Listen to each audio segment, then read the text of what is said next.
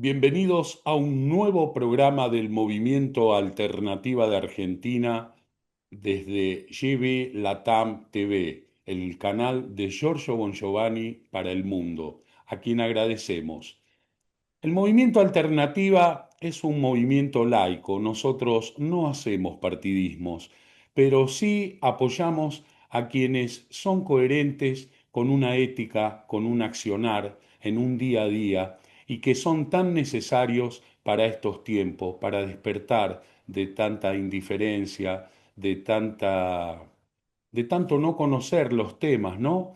Y en virtud de eso, hoy convocamos al señor Carlos Delfrade, que es periodista, escritor, diputado provincial y por sobre todas las cosas, un militante de la vida, un luchador por la vida y por la búsqueda de ese trono de la noble igualdad que figura en un himno y que ha quedado tanto en el olvido.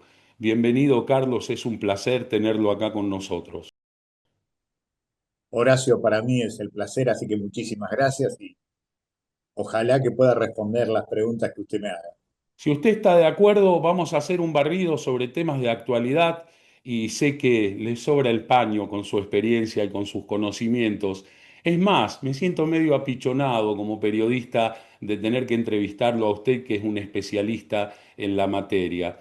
Vamos a hablar sobre lo que acontecía 50 años atrás en nuestro país, que en realidad, si vemos lo de Villa Constitución, es 51 años atrás, pero se vivió un proceso de terrorismo de Estado.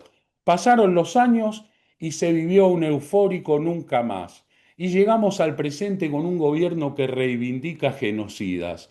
¿Qué nos puede contar respecto a esto y respecto a tanta indiferencia, ¿no? Con todo lo que hemos vivido y tanto dolor que todavía está latente. Nosotros creemos que el terrorismo de Estado, la dictadura de las desapariciones de 30.000 personas en la Argentina, tenía dos proyectos. Uno de ellos era atacar a la clase obrera, por eso 6 de cada 10 de las personas desaparecidas eran obreros y empleados, trabajadores, y tenían como objetivo un código de obediencia de vida en la sociedad, por eso la mayoría, 6 de cada 10, tenían menos de 35 años. Ese era el objetivo, disciplinamiento social, disciplinamiento de la clase obrera.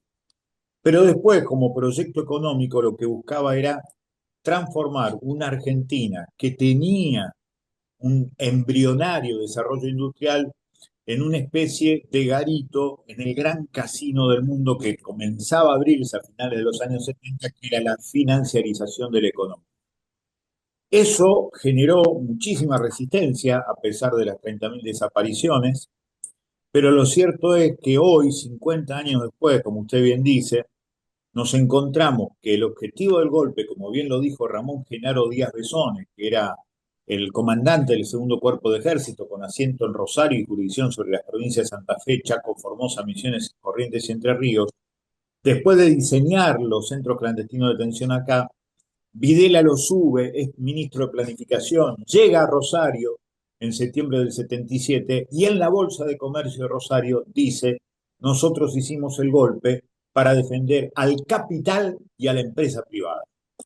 Nada de ser nacional, nada de ideales sanmartinianos, nada ni siquiera de ir en contra del socialismo, del comunismo. Defender la empresa y el capital privado.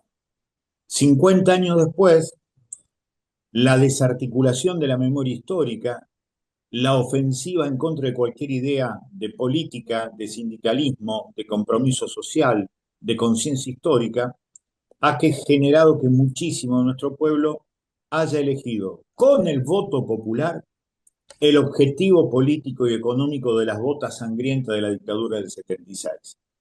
Esto es lo más profundo y lo más doblemente triste que ha generado, por ejemplo, en la Argentina, el voto de lo que ellos llaman la modernización laboral. Porque no solamente es la demolición del derecho laboral, que fue ejemplo en el mundo el derecho laboral argentino, sino que ahora lo que no lograron las dictaduras, lo termina logrando el voto popular de un pueblo absolutamente bombardeado en todo lo que tiene que ver su conciencia histórica y por lo tanto social y política. La pelea es recuperar esa conciencia política que hoy está desaparecida. 50 años después, hay objetivos que se lograron en democracia que buscaba la dictadura. Eso es posiblemente lo más duro de asumir en este proceso histórico de 50 años. Lo voy a llevar a otro campo. Usted ha escrito varios libros y como periodista es un especialista en lo que es el narcotráfico. Incluso muchas veces lo ha dicho hasta en canales públicos. Hay bandas narcopoliciales, barriales. Ese término me quedó porque es muy gráfico. Y hace días atrás vivíamos una situación también inusitada. Policías santafesinos reprimiendo a propios compañeros de civil y a sus familiares. ¿Hay alguna lectura que va más allá de un conflicto gremial o de salarios detrás de esto, del Frade? Sí, yo creo que sí, Horacio. Lo que hay es, primero, una cuestión social de clase muy importante. En los últimos 10 años, la mayoría de la gente que ingresa a la policía de la provincia de Santa Fe son mujeres, mujeres sostenes de hogar. Eso le da una característica totalmente diferente a lo que nosotros conocíamos, especialmente de la tropa de la calle, como habitualmente se dice. Y lo otro, que la mayor cantidad de gente que ingresa a la policía, además de ser mujeres jefas de hogar, son del norte profundo de la provincia de Santa Fe. Entonces, claramente, falta dinero y falta descanso, falta respeto por condiciones laborales dignas. Ese fue el origen del conflicto y era auténtico y era un conflicto de clases. Cuando se sale a reprimir, es la orden de oficiales para otros oficiales. Y ahí quedó claro que se habían roto los mandos, no había respeto del personal de la calle que estaba en un reclamo legítimo en contra de esos mandos superiores que incluso llegaban a reprimir para que se retome la orden del gobierno provincial.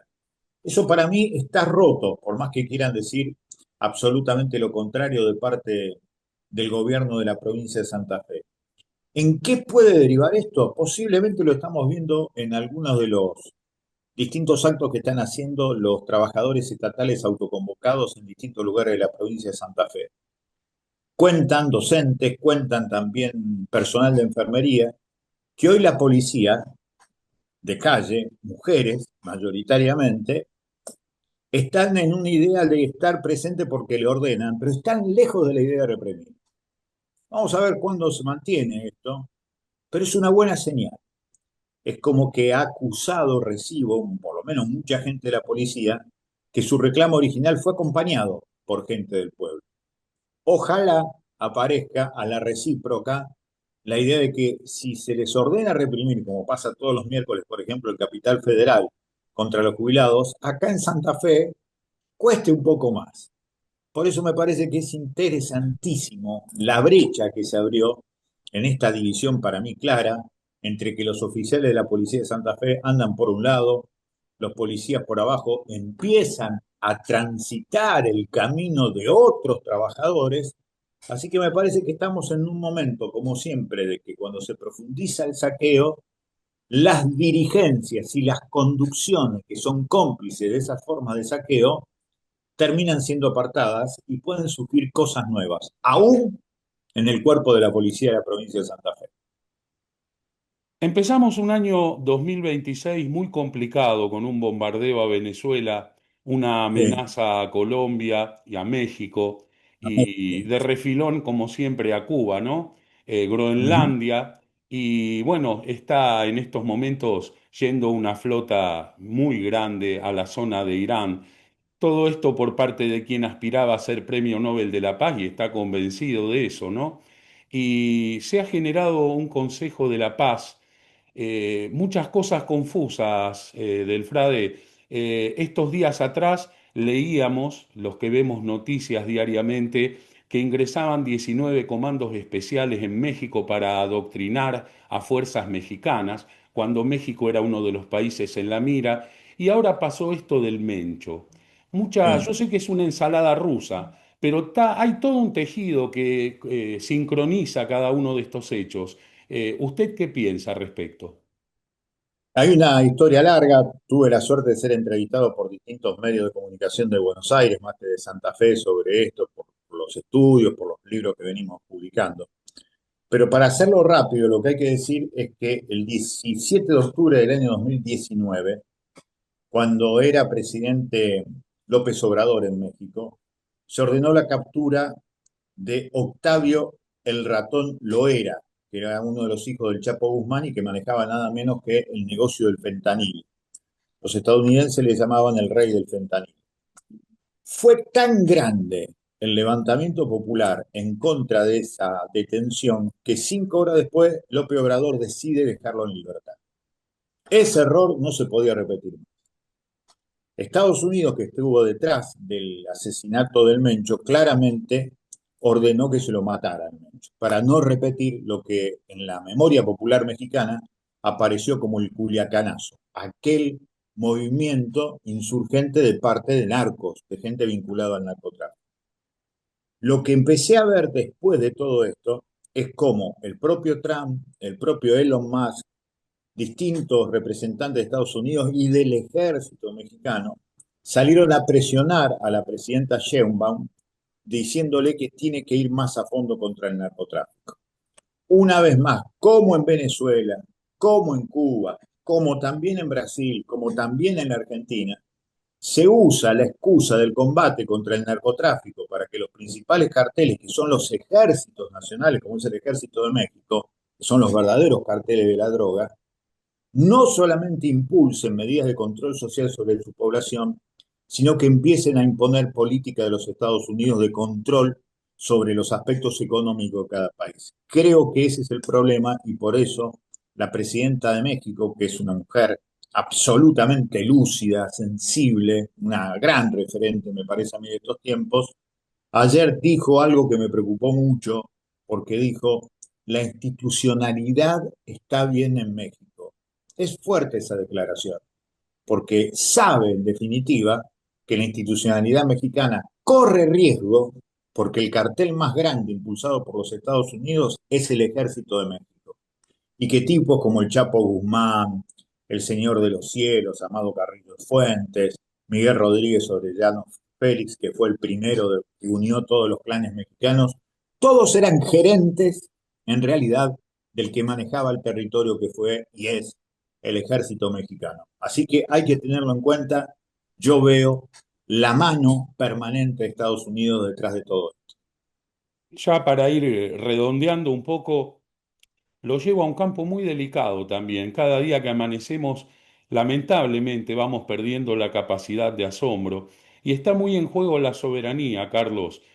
Hace años venimos luchando por un Paraná y por un montón de situaciones en nuestro país y los que peinamos un poco de canas sabemos que los gobiernos se van y que después algunas cosas se revierten. ¿Hay alguna forma de revertir este cuadro geopolítico social que está viviendo la Argentina ante una sociedad fragmentada, una falta de credibilidad y una falta de conducción en estos momentos? Sí, la única manera es insistir en la democratización de la información, llegar a la mayor cantidad de gente y que comience a despertarse de nuevo la conciencia histórica, la conciencia política, la conciencia social de nuestro pueblo. Hoy somos minoría, absolutamente, no va a ser de la noche a la mañana, por eso nuestra tarea tiene que ser permanente, cotidiana, hora tras hora, difundiendo información precisa, rigurosa, que termine desarticulando toda la mentira que hay hoy. Es muy difícil porque, insisto, fueron décadas de adoctrinamiento para despreciar la política, el sindicalismo, los derechos humanos, los derechos laborales, y por eso se ha permitido semejante nivel de saqueo. Para revertir todo eso hay que insistir todos los días con lo diferente, con lo preciso, con lo comprobable, y que desarticule esta idea de que solamente la individualidad puede salvar a la persona, solamente lo colectivo termina salvando a cualquier persona. Habló de lo de dignificar la profesión de periodismo, ¿no? De poder Sí, difundir. Y justamente en esta aberrante reforma laboral que acaba de aprobar la Cámara Baja y que va a seguir su tratamiento, una de las cosas que cercena a mí realmente me conmueve porque me conmueve negativamente, ¿no? Porque siento que estamos en un sistema de facto disfrazado de democracia. Una de las cosas que se ataca es el cercenamiento del estatuto de prensa. Como periodista, ¿se va a consolidar eso o hay alguna forma de frenar esta marcha a través de mecanismos legales y constitucionales? Los mecanismos legales que van a servir por lo menos para frenar la aplicación de todo esto van a ser las denuncias judiciales. Yo creo que sí, va a haber una lluvia de demandas judiciales por la inconstitucionalidad de esta ley. Eso me parece que es claro y es evidente. Pero igualmente la pelea no es ahí, sino que la pelea es en la cabeza de nuestro pueblo. También hay que hacer una referencia muy clara sobre la conciencia política y gremial de los trabajadores de prensa, de las trabajadoras de prensa. Muchas veces se han creído figuras como si fueran estrellas de cine y en realidad son trabajadores. Ahora, es muy difícil para muchos periodistas considerarse trabajadores. Así que esta es una pelea que llevamos desde hace 30 años y vamos a seguir insistiendo. Lo del Estatuto del Periodista le va a servir para que sea cada vez más flexible, cada vez más barato tener periodistas en cualquier tipo de empresa de comunicación. Pero claramente es un trabajo de mucho tiempo. Hay que educar mucho la cabeza de la trabajadora y el trabajador de prensa desde cuando son estudiantes. Y eso es un proceso también que va a llevar muchísima energía, pero tiene que ser una insistencia cotidiana. Carlos, agradecemos muchísimo su presencia. Quisiéramos que cierre con una reflexión y un mensaje para aquellos que hoy están viviendo la desolación de las 20.000 pymes que se han cerrado, de la falta de trabajo y de una Argentina tan incierta. Un mensaje como para poder aliviar la posibilidad de un futuro que generalmente apunta a ser muy duro. Que a pesar de la tristeza que se pueda sentir, nunca olvidemos que nosotros peleamos por lo que amamos. Peleamos por nuestras hijas, peleamos por nuestros hijos. Así que no hay lugar para la resignación, no hay lugar para el escepticismo. Peleamos por lo que amamos. Que nadie nos robe la posibilidad de que nuestras hijas y nuestros hijos sean felices. Por eso, a pelear por lo que soñamos para no seguir viviendo la pesadilla que otros nos imponen. Muchísimas gracias. Fue Carlos Delfrade desde Rosario y quien les habla Horacio Muñoz de Toro desde las Parejas Santa Fe para el Movimiento Alternativa de Argentina a través del canal GB Latam TV. Muchas gracias y hasta el próximo programa.